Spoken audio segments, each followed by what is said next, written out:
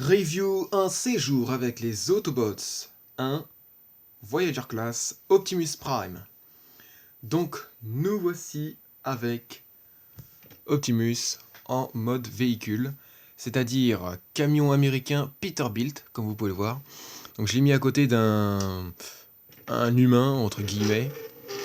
Alors pour vous montrer quelle taille ça fait, quelle taille ça donne plutôt, avec ce camion. Et donc on a l'impression que Optimus Prime est un peu petit par rapport à celui de The Last Knight. Mais en fait, c'est tout à fait normal. Parce que le Peterbilt, j'ai découvert que la hauteur de la cabine du Peterbilt n'était même pas plus haute que celle d'Ironhide déjà. Enfin, il y a juste Ironhide qui est juste 1 mm près, 1 ou 2 mm plus grand que lui au sommet de leur cabine. Hein. Tandis que pour la version Western Star, comme je préfère le nommer, d'Optimus, ben, le Western Star est encore plus haut que le Peterbilt originellement. Enfin, en tout cas, plus haut que celui-là. Pardon. Donc voilà pour le petit info voilà, que je voulais vous préciser. Pour ceux qui ne sont pas très satisfaits de ce Studio Series, car oui, comme vous l'avez reconnu, c'est le fameux Studio Series Optimus Prime, du film Transformers Revenge of the Fallen. Pourquoi Revenge of the Fallen et pourquoi pas Transformers 1, j'en sais rien. Donc, je l'ai customisé parce que il était effectivement trop sombre pour ce qui concernait les finitions. Les jantes étaient noires comme les pneus, pour ce qui concernait les roues. Les tubes étaient gris foncé, tout comme ce tube-là, le marchepied, le pare-choc au-dessus de la vitre. Oui, c'est ça, oui. Et puis la calandre était tout gris. Gris comme ceci, en fait. Comme les jambes. Voilà, donc comme vous pouvez voir, l'undercarriage qui est presque présent. Voilà, ici on a du coup les jambes, puisque nous avons au-dessus les pieds qui servent d'attache remorque. Et ensuite nous avons... quoi encore? Ah bah oui, les bras, qui sont vers l'avant du coup, comme vous pouvez le voir. Donc, il est clair que malgré tout, il fait quand même un peu petit à cause de ses pailles qui ne s'agrandissent pas originellement. Donc du coup, je vais vous faire un petit truc, je vais vous montrer un petit truc à propos de ça. Donc là, on voit clairement le logo Autobot, enfin clairement, façon de parler, hein, qui remplace du coup le logo Peterbilt, en fait. Ici donc du coup, j'ai dessiné le contour de la séparation des vitres en rouge, là, les rebords de la vitre frontale. Alors normalement c'est censé être en silver, mais bon moi j'ai fait ça en rouge chromé parce que ça s'accordait plus avec le mode robot en fait. Alors le Studio Series numéro 32 je l'aime pas trop parce qu'en fait son nez est du coup plus gros et droit alors que pourtant là c'est courbé presque, enfin c'est courbé, ça forme presque un V, c'est sur le point de former un angle. Bon ça va pas tarder mais voilà quoi. Et puis là au milieu il manquait les 3 lampes que vous voyez ici. Et puis ici il y avait des fentes au niveau de la calandre et ça faisait bizarre et ça fait moche, ça faisait pas très propre. Alors oui certes c'était pour le combiner avec les fameuses pièces de Jetfire. Mais bon quoi, voilà. Enfin bon, dès que je l'aurai, je vous en ferai la revue, malheureusement. Bon, même si c'est une version quand même un peu upgradée pour ce qui concerne le mode robot, mais bon, le mode véhicule, franchement, c'est... Et puis les couleurs sont trop vives. Les couleurs trop vives sur Optimus Prime, j'ai du mal. Or là, je trouve que là, franchement, c'est juste à point, quoi. Alors autant je le trouvais effectivement trop sombre, effectivement, au niveau des couleurs, pour tout. Mais là, maintenant, je le trouve un peu plus sophistiqué. Un peu plus clair, cette fois-ci. Certainement grâce au fait de l'avoir customisé, certainement. Là, quand on customise Optimus Prime en ajoutant un peu plus de silver ici, bah en fait on le voit plus de la même manière que lorsqu'on l'avait depuis le début, quoi. Si vous voyez ce que je veux dire. Donc il roule bien, il n'y a pas de souci. Voilà. Donc, on va faire quelques comparaisons avec Optimus de The Last Knight, donc. qui a qui a du rouge et du bleu un peu plus clair que celui-là. Le rouge, ça arrive presque au fuchsia, à peu près. Et là, vous voyez que du coup, ouais, effectivement, le Peterbilt est plus petit et plus court que le Western Star. De cette manière, on verra peut-être mieux, là. Voilà. Et je crois même qu'il est aussi un petit peu plus large, non? Ouais. Bon, maintenant, si vous n'êtes pas satisfait de ce Studio Series, bah, je vous invite à prendre la version oversizée, enfin la version oversizée. Façon de parler, hein, plutôt une version, la version qui n'est pas vraiment la vraie version d'Optimus, mais qui est un petit peu plus gros. Alors c'est la même figurine, mais un petit peu plus gros, un petit peu plus large, quoi. Si vous n'êtes pas satisfait malgré tout. Mais moi, en tout cas, je suis satisfait. Surtout que pour lui ajouter un peu plus de hauteur, parce que c'est vrai qu'il a l'air un peu petit quand même malgré tout, et ben, je lui ai fait des prothèses de paille, voilà, voilà, donc celui-là, je vais le mettre ici, sur celui-là, et celui-là, qui est un petit peu conique, enfin un conique carré un peu, là, je vais le mettre ici. Et là, il a l'air un peu plus grand. Et là, il semble un peu plus grand.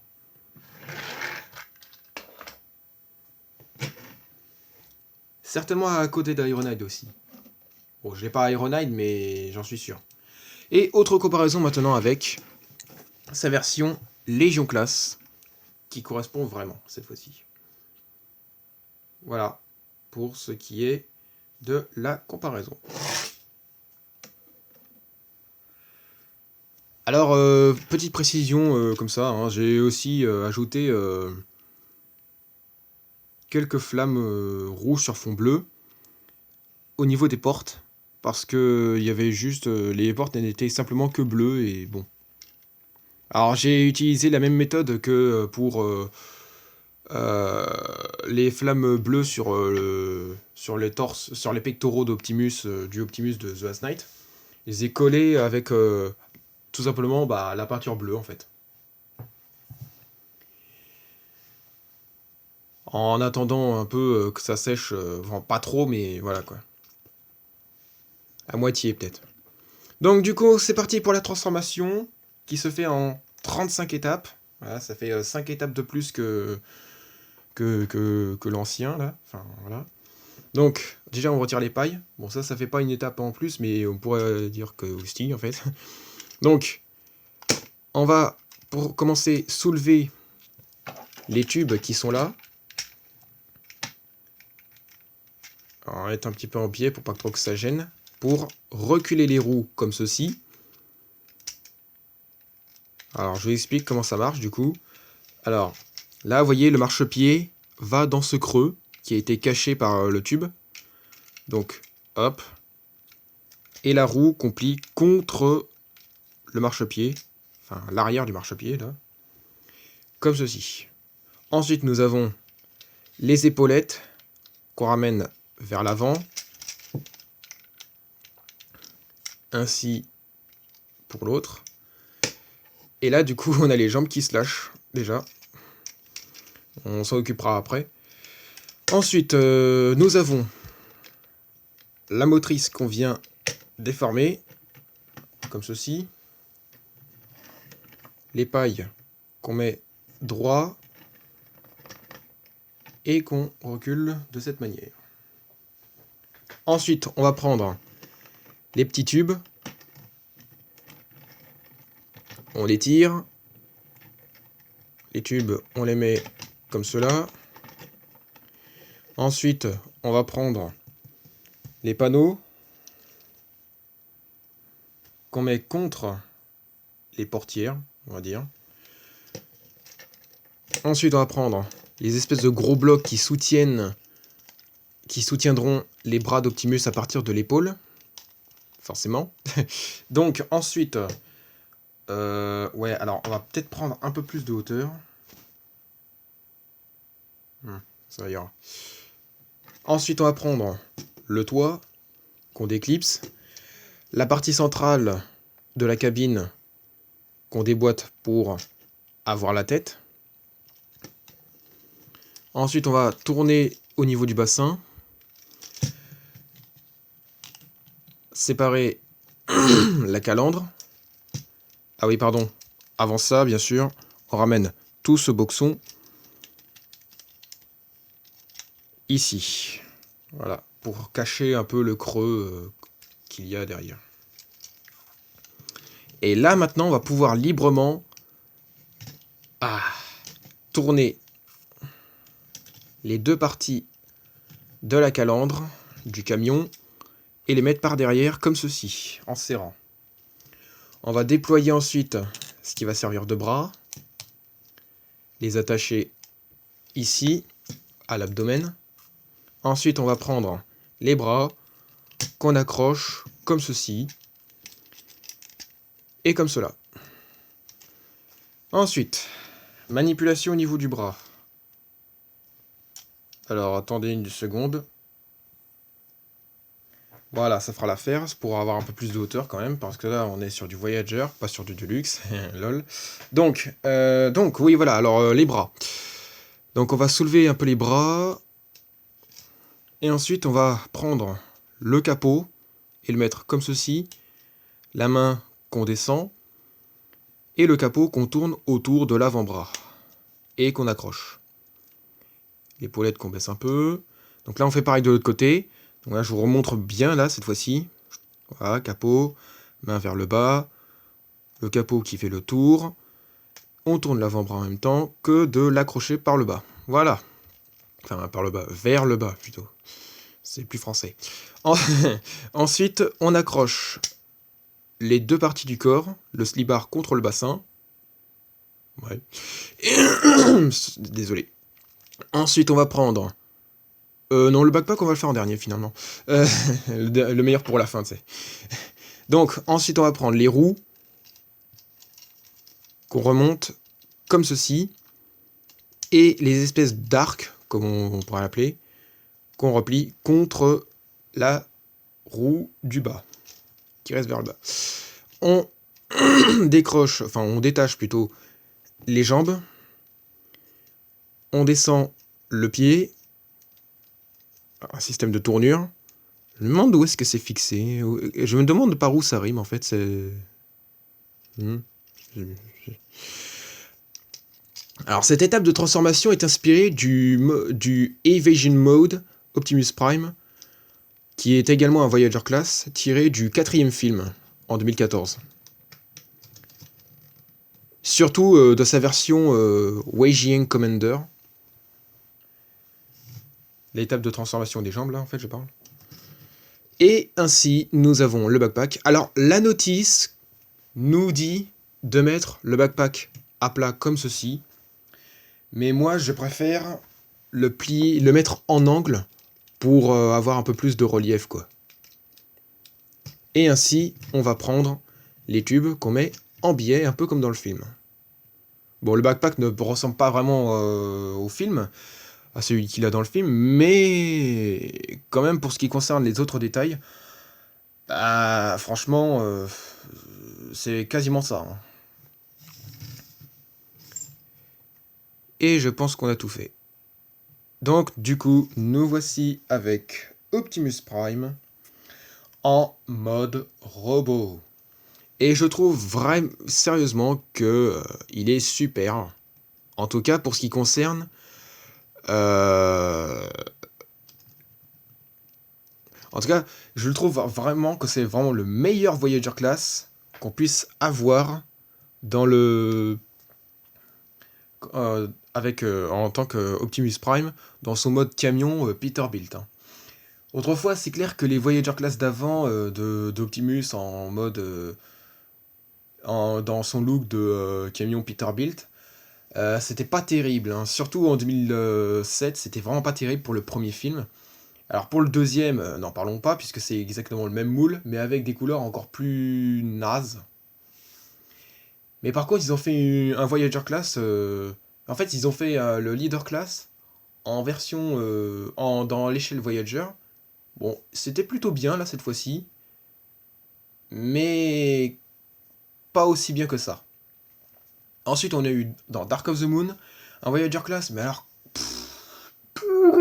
pourri de chez pourri. La transformation était nulle, était mal fichue. Laisse tomber, je le reconnaissais même pas le Optimus. Alors là, franchement, là, on est bon. Là, franchement, on est bon. Là, y a pas plus meilleur que ça. Bon, bien sûr, euh, c'est tout de même le Optimus de The Last Knight qui est vraiment le meilleur Voyager Class. C'est clair. Donc, au niveau de l'admiration, voilà, donc on a ici le visage que j'ai dû repeindre en silver à quelques coins. Parce que là aussi, c'était gris foncé, un peu, là, comme c'était le cas par exemple sur la calandre. Voilà, donc j'ai dû ajouter la même chose pour les portes du mode camion. Donc là que voici, on a les portes que j'ai repeint en bleu déjà pour commencer. Puis ensuite j'ai collé les flammes rouges sur fond bleu. Parce qu'en fait les portes elles étaient rouges comme les rebords des vitres frontales. Voilà. Donc là ensuite on a alors là les cubes je pense qu'ils sont un peu trop séparés. Mais bon, du moment où c'est là, c'est déjà ça. Et puis c'est vrai que parfois on avait tendance à voir Optimus dans ces conditions-là en fait. Donc bon, je vais pas chipoter pour ça, hein, franchement, pas du tout. Ensuite nous avons les flammes que j'ai ajoutées ici. Voilà. Les flammes rouges là sur les épaulettes. Voilà, pareillement, hein, forcément. Et aussi sur de ce côté là, ici, les flammes rouges que j'ai fait sur les côtés là, un peu. Donc j'ai dû repeindre quelques coins en bleu parce que c'était rouge. Je me suis dit, dommage. Dommage de laisser ça en rouge. Et puis même aussi, ils ont même fait les détails au dos des jambes. Voilà, donc là, ici, là, elle est très bleue, là. Et puis les hexagones. Non, franchement, c'est cool. Franchement, c'est cool. Et puis bon, bah voilà, le backpack qui est donc en angle. Bon, ça fait un petit creux, mais c'est pas plus pire que Megatron. Megatron de Studio Series, bien sûr, hein, pas le Megatron de The Last Knight. Non, le Megatron de The Last Knight, il est super. Bon, alors, bon, on a souvent tendance à rabaisser un petit peu les genouillères comme ceci, mais à chaque fois, ça se plie contre les jambes comme ça. Alors, franchement. Pour ce qui concerne du coup les articulations, donc on a ici la tête. Voilà. Un peu de haut, un peu de bas. Ensuite, on a au niveau des épaules. Voilà, donc là, on peut tourner librement les épaules comme ceci. Enfin, les bras à partir des épaules comme ceci. Ça tourne très bien, il n'y a pas de problème. Ça lève très bien aussi. Alors, on peut très bien soulever encore plus le truc pour empirer l'articulation. On a aussi le coude, voilà, comme cela. Alors, il y a aussi le coude à l'envers à cause de la transfo. Lol. Et puis, on a cette partie-là aussi. Donc, c'est système de champignons, je suppose. Ouais, système de champignons, ouais. Et puis, au niveau de la main. Donc là, c'est sûr, système de champignons. Ça se voit par derrière. Ah non, pardon. Ici, voilà. Très bien. Ensuite, au niveau du bassin, forcément. Bon, ça, c'est dû à la transfo, mais ça peut servir, de toute façon. Rien ne nous l'empêche. Même pas Hasbro. Oui, parce que c'est les créateurs. Autre comparaison. Autre comparaison. Autre articulation, pardon. Voilà. JCVD, il le fait presque à plat. Au niveau du bassin, voilà. Genou. Alors c'est bizarre, là il y a un clou. Enfin un clou. Et là, enfin non, pardon. Là, il n'y a pas de clou, et là, il y en a un. Et c'est toujours comme ça pour tous les... Et pour tous les Optimus, ils sont tous comme ça. C'est pas un défaut du mien, hein, c'est vraiment tout le monde, tous les Optimus numéro 5 ont ça. C'est bizarre. Peut-être un oubli à chaque fois, peut-être. Franchement, la zone quoi. Voilà, donc au niveau de la cheville, c'est la première fois qu'on a un Optimus ayant une articulation au niveau de la cheville, surtout en tant que Voyager Class. En Leader Class, effectivement, à partir de Revenge of the Fallen, on avait forcément une articulation au niveau de la cheville. Mais en Voyager Class, pas du tout. Alors autrefois, quand je l'avais dans sa boîte, j'ai remarqué qu'en fait, il y avait son slibar qui était fixé à l'envers. Donc du coup, j'ai dû le refixer à l'endroit et tester la transfo. Et apparemment, j'ai dû mal fixer les jambes. J'ai fixé trop bas. Donc du coup, j'ai dû les refixer à l'endroit en fait. Enfin, au plus haut. Au bon niveau, c'est ça. Pour ce qui concerne les comparaisons, voilà. Donc pour ce qui concerne les comparaisons, je disais donc le voici avec le Légion Class pour commencer. Donc là, hein, on est beaucoup plus en accord avec les 3 premiers films, l'Optimus des 3 premiers films donc. Voilà. Et ainsi, autre comparaison avec le Voyager Class Optimus Prime. Alors on va faire dans l'autre côté pour vous faire une petite anecdote. Donc là on peut voir effectivement que le Studio Series est plus petit que le Voyager Class de The Last Knight. Alors laissez-moi vous dire une bonne chose. C'est tout à fait normal. Au départ on aurait tendance à penser que Optimus Prime faisait habituellement 28 pieds dans tous les cas. 28 pieds ça va à peu près de cette taille-là. Mais j'ai remarqué que ça ne collait pas vraiment en fait. Si vraiment Optimus mesurait 28 pieds à cette époque-là, je pense qu'il aurait été carrément de la même taille que Sentinelle, qui apparemment est plus grand que lui. Donc il fera à peu près la même taille que cet Optimus-là. Et donc, en voyant, en sachant que le camion Peterbilt mesure 350 inches, et que le Western Star, son mode alternatif à lui, mesure 375 inches, bah du coup je me dis, c'est pas possible. Il peut pas être de la même taille que celui-là, du coup. Donc forcément, le fait d'avoir cet Optimus-là est très bien pour, comment dire, les exposer en mode robot, du fait qu'ils sont à l'échelle. Vous n'avez rien compris. Hein. C'est pas grave, moi non plus.